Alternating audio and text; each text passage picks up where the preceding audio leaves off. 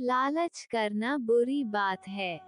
हम सभी लालची राजा मिदास की कहानी जानते हैं। उसके पास सोने की कमी नहीं थी, लेकिन सोना जितना बढ़ता वह और अधिक सोना चाहता। उसने सोने को खजाने में जमकर लिया था और हर रोज उसे गिना करता था।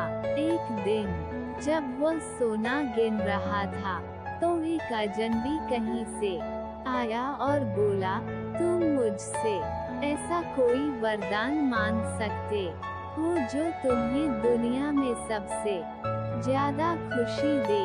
राजा खुश हुआ और उसने कहा, मैं चाहता हूँ कि जिस चीज को छूऊं वो सोना बन जाए।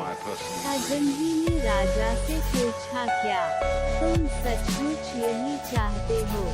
राजा ने कहा, हाँ। तो अजनबी बोला, कल सूरज की पहली किरण के साथ ही तुम्हें किसी चीज को छूकर सोना बना देने की ताकत मिल जाएगी। राजा ने सोचा कि वह सपना देख होगा, ये सच नहीं हो सकता। अगले दिन जब राजा नींद से उठा तो उसने अपना पलंग छुआ और वह सोना बन गया। वह वरदान सच था।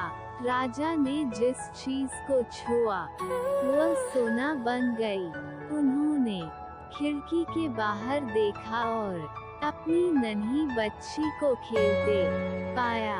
उसने अपनी बिटिया को यह अजूबा दिखाना चाहा और सोचा कि वह खुश होगी, लेकिन बगीचे में जाने से पहले उसने एक किताब पढ़ने की सोची। उसने जैसे ही उसे छुआ वह सोने की बन गई। वह किताब को पढ़ न सका। फिर वह नाश्ता करने बैठा। जैसे ही उसने फलों और पानी के गिलास को छुआ, वे भी सोने के बन गए। उसकी भूख बढ़ने लगी और वह खुद से बोला, मैं सोने को खा और पी नहीं सकता। ठीक उसी समय उसकी बेटी दौड़ती हुई वहाँ आई और उसने उसे बाहों में भर लिया। वह सोने की मूर्ति बन गई।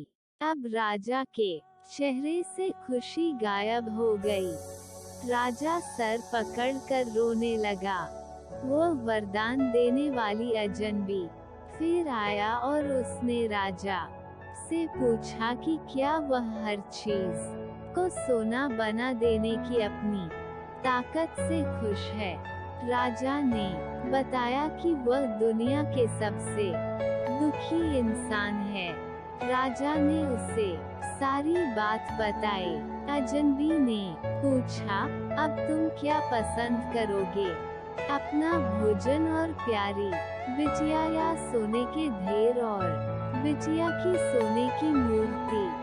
राजा ने गिड़गिड़ाकर माफी मांगी और कहा, मैं अपना सारा सोना छोड़ दूंगा। मेहरबानी करके मेरी बेटी मुझे लौटा दो, क्योंकि उसके बिना मेरी हर चीज मूल्यहीन हो गई है। अजनबी ने राजा से कहा, तुम पहले से बुद्धिमान हो गए हो। और उसने अपने वरदान को वापस ले लिया।